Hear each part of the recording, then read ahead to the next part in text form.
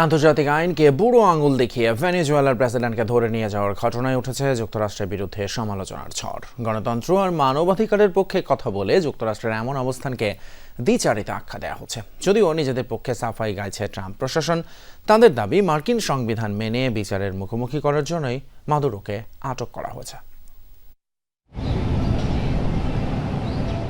গণতন্ত্র, মানবাধিকার আর আইনের শাসন ইস্যুতে বহু বছর ধরেই বিশ্বমঞ্চে নিজেকে পরিচিত করেছে যুক্তরাষ্ট্র। তবে এর বিপরীত রূপও দেখেছে বিশ্ব। বিশেষ করে বিভিন্ন সময় বিভিন্ন দেশে সামরিক আগ্রাসন, রাজনৈতিক হস্তক্ষেপ কিংবা কূটনৈতিক চাপের কারণে মার্কিন নীতি সমালোচিত হয়েছে বারবার।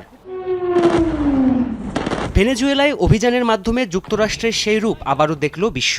একটি স্বাধীন সার্বভৌম দেশে সামরিক অভিযান চালিয়ে সে দেশের নির্বাচিত প্রেসিডেন্টকে আটক করে তুলে নিয়ে যাওয়া হলো। ভেনেজুয়েলার প্রেসিডেন্ট নিকোলাস মাদুরোকে আটকের মাধ্যমে আবারও নিজেদের গণতন্ত্র চর্চার দাবি প্রশ্নের মুখে ফেলেছে যুক্তরাষ্ট্র।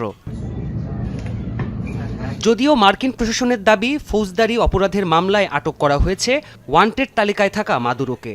সংবিধান মেনেই তাকে বিচারের মুখোমুখি করতেই এই পদক্ষেপ।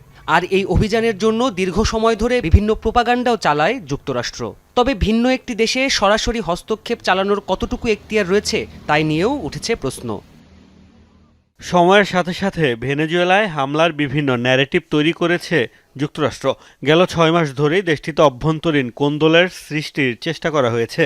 তবে তাতে সফল না হয়ে সরাসরি অভিযান চালানোর এই পদক্ষেপ নিল যুক্তরাষ্ট্র। অবশ্য এর আগেও এমন বহু ঘটনার নজির রয়েছে যুক্তরাষ্ট্রের বিরুদ্ধে।